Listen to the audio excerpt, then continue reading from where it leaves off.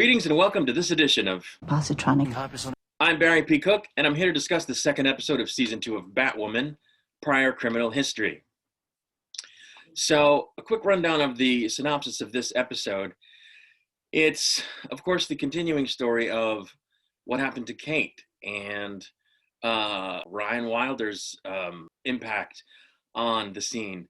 And, of course, Alice's ongoing, vendetta against Kate, which is sort of now turned against her friends and family. And that's pretty much it. I guess the setup is that Alice has decided that she wants to have a mass casualty event. And so she sets it up so that a bunch of bats will be drawn to a certain location because of a device that she plants in the area. And at the location, I guess, she knew there was going to be, a rally of citizens, Gothamites, as it were, all gathering together to sort of express their desire to have Batwoman come back from wherever it is that, she went. They don't know where she went. They don't know it was Kate, obviously, but they know she hasn't been around, and they're upset, and so they're sort of protesting her absence, if you would. And that's the event that Alice decides she's going to cause a mass casualty event during.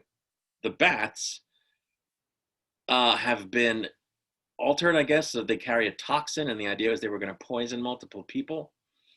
And so this comes to the attention of Luke and Kate's sister, whose name I guess is Mary, because before doing this, Alice sort of ambushes the Pennyworth lady, whose first name I've forgotten, and sort of spills the beans that she's going to pull off something at a mass attendance event. And they reason out that it's got to be this rally.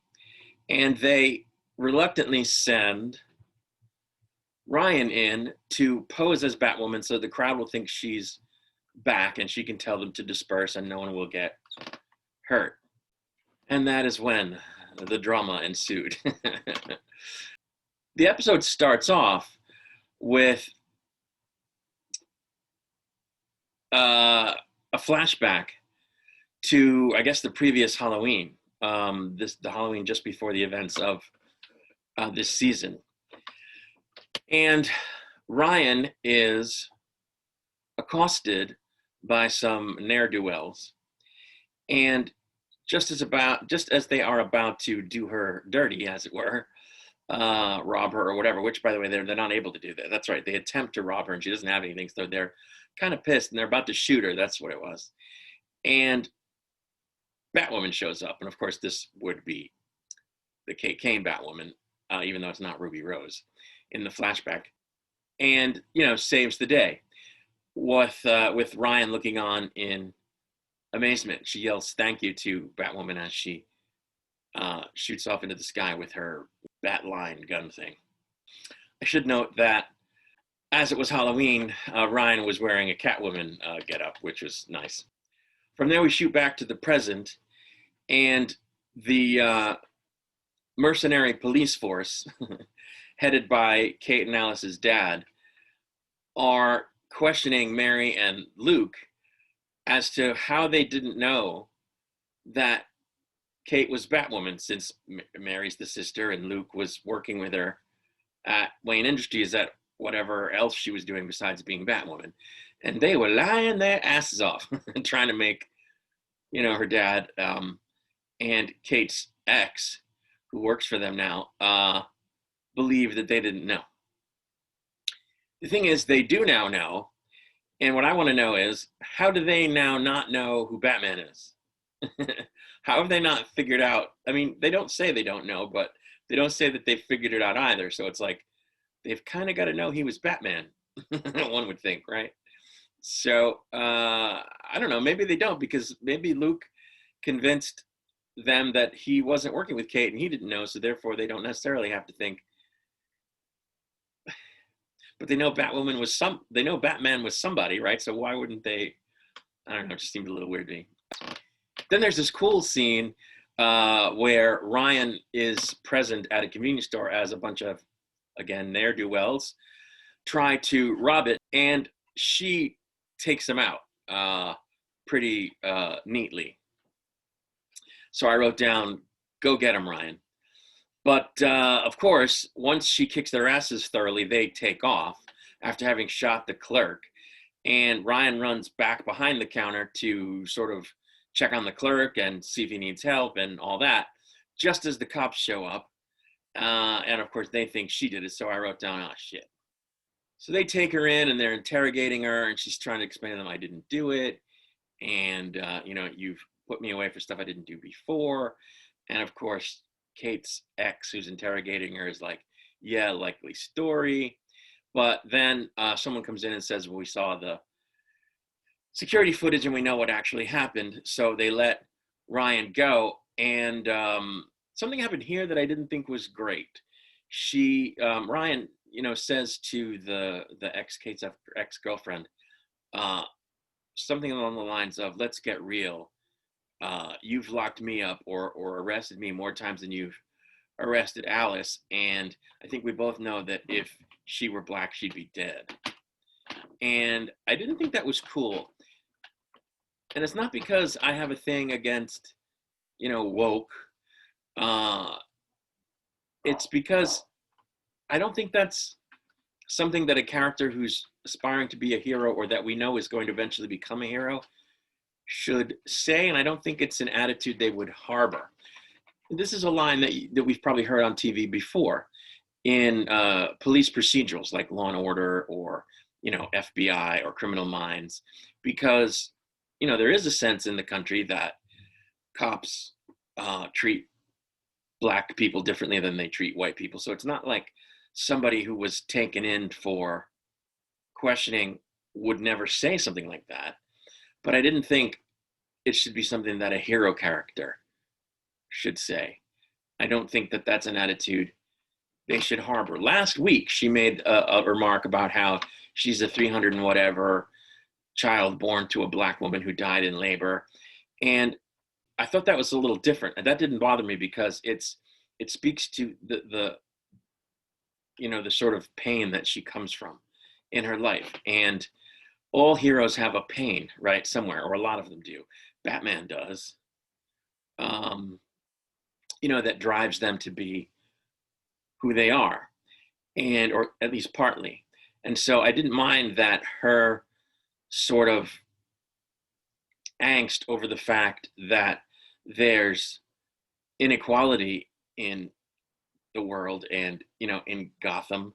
It makes sense to me that she's aware of that and a little upset with it because it has affected her personally, and it's part of her makeup. It's part of what makes her who she is.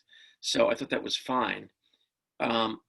But this is completely different. This is something that it's going to be hard for me to believe that a heroic person feels that way about the justice system, because the kind of inequality that she's talking about that would have led to a disparity between how often white women die in childbirth and how often black women die in childbirth are the result of multiple factors. But when you're saying that you think the police are knowingly treating black people different than white people, that's it's a different feeling. And I don't think they should have written that line in about a character that's going to be a superhero. You know what I'm saying? Anyway, hopefully they won't do any more of that. I didn't think it was a good look for a hero character. So they find out about this mass casualty event that Alice is planning, and Ryan shows up and stands on like the roof of a building so that she can't be seen too well, so that people won't know it's not the same person, and she's trying to disperse the crowd. And Alice shows up and they get into a tussle. And I suppose I should have figured this out in the previous season, but they made a point of mentioning Ryan's martial arts training in the first and second episode. And Alice is able to go toe to toe with her, and I'm like, where did Alice get all this martial arts training? Like, uh, Ryan in this episode even mentions that it's like 12 different forms of martial arts, and I'm thinking, how is Alice able to go toe to toe with her? So that was a little crazy. Anyway, Alice runs off, and they convince Ryan to not chase her, even though she wants revenge, and to go down to the street and take care of the situation because the bats have showed up at this point, and people are running around crazy, and people are being bit and poisoned. And so she goes down to the street level, and they activate the echolocation feature on the suit remotely, and she finds the thing that's drawing the bats, and she goes and grabs it. The thing is, before this, Alice not only tipped them off that she was going to do something, she brought a container of the sister, I guess Mary, the sister's blood, to the bat lab, and said, "Oh, by the way, yeah, this blood contains the antidote for the poison that I'm going to use to poison people." So I don't understand what the point was of, she's trying to do this thing. She first of all she warns the cops, and then she brings them an antidote to the poison. I don't know what that was about. Maybe they'll explain that later. I didn't get that. Anyway, so Ryan finds the thing that's drawing the bats, and she picks it up, and they tell her to smash it, and she says something like, "No, we can't do that. We got to draw the bats off," or something. I forget what she says. So she takes off in the Batmobile and gets the bats to follow her. And they're like, "Where are you going? What are you going to do?" She's like, "I don't know. I'll know when I see it." So she's driving down the road like a maniac and comes across a prison bus that's coming towards her. And she gets in its path and stops the Batmobile and gets out and orders the guy driving the bus to get out. And it's an empty bus. No one's in it. So she takes the bat thing, the bat drawing device, onto the bus and hangs it in the rearview mirror, and then goes to the back of the bus and opens the doors. And I was like, okay, she's drawing the bats into the bus. And she got them all to go in the bus. She closed the door, and then she blew up the thing. I forget how she does it, but she blows up the thing and kills all the bats. And I was like, neat trick with the bus. Just while she's doing that, about to do that, she sees a woman like living in a tent off on the side, and she tells the woman to get down, but the woman doesn't know what's going on. So Ryan has to run over there and shield her with the bat cape and all that. So she does that, and the woman says, "You're Batwoman." She says, "No, I'm not really Batwoman." And the woman says, "Well, you are to me." I thought that was really cool. But then there's another conversation between Mary and Luke about when Kate comes back, or we'll keep looking for Kate. And I said, they need to bury this Kate may still be alive thing sooner rather than later, because we know Ruby Rose isn't coming back. So, I mean, I'm pretty sure that means Kate's not coming back. If they were going to recast the part, they would have done so. So that's ultimately going to lead to she's not coming back. They're ultimately going to stop looking for her, I would think, because they're not going to find her. So why would they drag it out? Just stop doing it. Stop bringing it up, Maybe they will. They've done it for 2 episodes now. Maybe the 3rd episode they won't, but they need to drop that plot line, and I hope they do. So then Ryan is talking to Mary and Luke about continuing on as Batwoman until Kate comes back. And Luke is skeptical. Mary's all for it. And they point out, these are hardened criminals. You've only dealt with a couple of people. And Ryan makes the case that she's a good person to take over the role, that she's lived around criminals for a while and she knows how they think, and she can do this. And I just thought it was a great scene because it was her sort of saying, "I'm up for it. I want to do this. I feel a need to help." She talks about how she feels as though not only did she find the suit, but that the suit found her. And she remarks on how the city needs hope. The city needs a Batwoman. She talks about how she realized this when she saw in the face of the young girl that she saved from the bus explosion, who made her feel as though she had a reason in that moment to believe that hope is real and that hope does exist, despite having been told her whole life that it didn't. So Luke reluctantly agrees to let her be Batwoman, and again until Kate's back. So that's settled.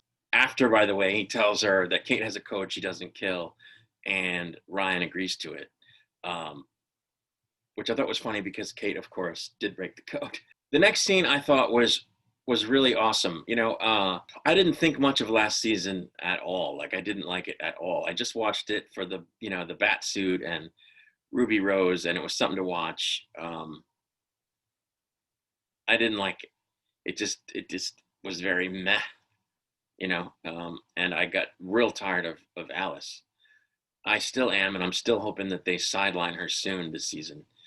Otherwise, my enthusiasm for this season will start to fade.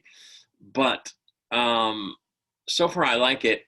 And one of the things I liked about this episode a lot was sort of the final scene where, after having been given the tour of like the Bat Cave or whatever, Ryan is walking around and she comes across a stack of notebooks.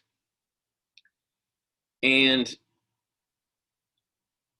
I started to sort of get goosebumps because I love a hero story. I love a hero show, and I love poignance, and I love heart in a show. And this is going to sound crazy because we all know the first season was trash, and that there are flaws with the first two episodes of this season. And we're all pretty sure they're trying to send some social justice warrior messages with this show, and there can be a debate about whether that is or isn't legitimate. Certainly it rubs people the wrong way, but I still think that this show is doing great things so far this season. And this scene was one of those things. I found it very moving. She finds the notebooks, and she sits down with one, and she finds these notebooks. She sits down with one, and she's flipping through the pages. And I realized immediately that what it must be is all the letters that Kate wrote to Bruce, or all the notes that Kate was writing to Bruce over the course of the first season, which never came to anything. They just served as sort of exposition, and they were there to sort of try and let the viewer into Kate's head. And I never really thought they were terribly successful at that. But they found a new use in this scene, and I just thought it was a great moment that on a number of levels. It demonstrated that Ryan is someone, it's hard to put into words. She gives a shit. And I think she gives a shit because of the life that she's had, which was downtrodden. People who've critiqued this series so far have said, oh, she just plays the victim. She's been playing the victim. Okay, you can say that, but the truth is the character is one to whom things that suck have happened, and they have shaped who they are. And she does have emotions about those things. And what we have to hope is that as the season goes on, they show this character evolve into one who doesn't let the fact that those bad things have happened to her define her completely anymore. And that she evolves into a character who realizes that she does have a voice, and she does have, the ability to make something of herself, despite maybe not having believed that up to this point. Now, if they don't go there, if they keep doing this whole she's a victim thing, then I'll critique them for it. But they have every opportunity to evolve this character. And I think they're going to, based on this scene. The particular note that she stops on and decides to read is a note that Kate had written in the diary to Bruce after she encountered Ryan in the alley and basically saved her bacon. And she says, dear Bruce, yada, yada, yada, tonight I encountered a woman who was, under siege, but she was fighting back and she hadn't given up. Um, and it inspired me to keep going, and it strengthened my belief that there is hope out there, and that there are good people still in Gotham, and stuff like that. And Ryan is clearly pleased with this and sort of amazed by it, that wow, all of this time I've thought of myself as like nobody. um but in that moment she gets to see herself through the eyes of someone else and through the eyes of a hero, and realize that maybe that's not all she is. Maybe there's something more. If someone else can see that in her in like the heat of a crazy moment, then maybe it's really there. And I just thought that was great writing. I think it's I think that I have the suspicion that they developed this character or started developing it at some point before Ruby Rose quit, either because they had a hint that she was going to quit and they said, let's come up with another character, or maybe even that this was the character they wanted to go with originally, but somehow were talked into using a character with the name Kane, instead of this Ryan Wilder character. Because the character seems to me to be more of a three-dimensional person than Kate was. The way they portrayed Kate, the way they wrote Kate, if I'm remembering the first season correctly, was sort of one-dimensional. She came on the scene with a head full of steam and never sort of had a moment's hesitation that this is what she wanted to do and that she was good enough to do it. I mean, later on in the season, she doubted some of the things. She starts to doubt some things that she's doing, but she never questioned that this is what she should be doing, that she should put on the suit in Bruce's absence and go do this. Whereas Ryan, so far, she took on the suit when she found it because she wanted to accomplish a specific goal. And then after trying to do that, realized, oh, this was a mistake. I'm not meant for this. But then when someone was needed to go and resolve this situation with Alice and the mass casualty event, or the attempted mass casualty event, she steps up. And after that, sort of starts to believe, hey, I can do this. And no one else can do it. And starts to believe in herself. And this scene was sort of a reinforcement of that. But those things wouldn't have come without them having written this character to begin with as a character that comes from a background of downtroddenness or, beleagueredness, having been so negatively affected by the things that had impacted her in her life up to that point, things that Kate didn't experience. And I have a hard time believing they just came up with this character a couple of weeks after Ruby Rose quit, because that's when they announced that they had this new character. So I think they've been working on this character a long time. But anyway, so then after reading this, the very next thing she does is she starts to write a note of her own. And I just knew right away what she was going to do. And sure enough, she starts it out. Dear Kate, on the hope that maybe Kate is still alive, maybe Kate will come back. And if so, then I want to do for her what she's done here for me without realizing it. I want her to be able to come back and read about everything that I've experienced trying to fill her shoes, and read about how, she's part of the reason that I carried on, now that I've read this, so that if in fact she ever does come back, she can sort of experience what happened while she was gone through my writing. I just thought it was extremely poetic. I thought it was brilliant writing. Um, and I really think this season is going to be great. There were flaws in this episode. There were flaws in the previous episode. There are things I think they need to change going forward. The Alice thing is very tired. Um, but they've hit a lot of great notes in these first two episodes. And I was genuinely moved during this uh, episode. And I certainly never was in the first season. Um, and I don't think I've really ever been all that moved during the other CW superhero shows, even though The Flash is like my favorite hero ever. Because they never really did anything terribly poignant. They did all these, they have all these emotional scenes on Arrow. The emotional scenes were through the ceiling, but none of it was ever truly moving. But I found this to be moving. And I think, I can't believe I'm saying it because I didn't want them to go away from the Kane character. I wanted them to recast it.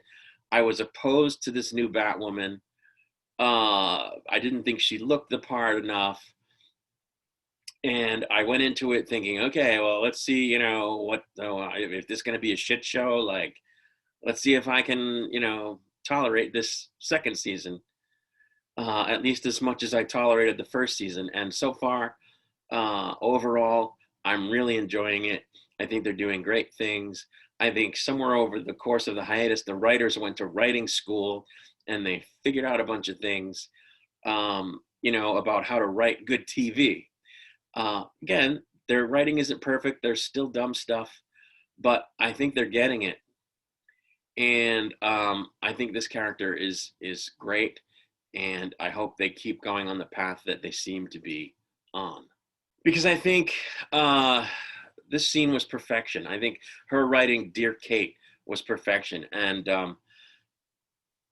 I think they've written the character in such a way that she behaves like a hero. She has a hero's heart. And like I said a minute ago, Kate never had any sort of hesitation. She always believed in herself. She always believed she could accomplish the task. And Ryan is different. Ryan doesn't necessarily believe she's up to the challenge. She doesn't necessarily believe that she should be the one to do it, but she's determined to do it because she figures somebody has to. And as much as she's not 100% sure of herself the way Kate was, she goes in anyway. She jumps in anyway. That's a hero. And I know it's a silly little superhero show. I know it's silly that I'm getting choked up about it, but I really appreciate poignance. I appreciate heroes. And I think they've nailed it with this character up to this point in that regard. And I'm looking forward to them continuing to nail it.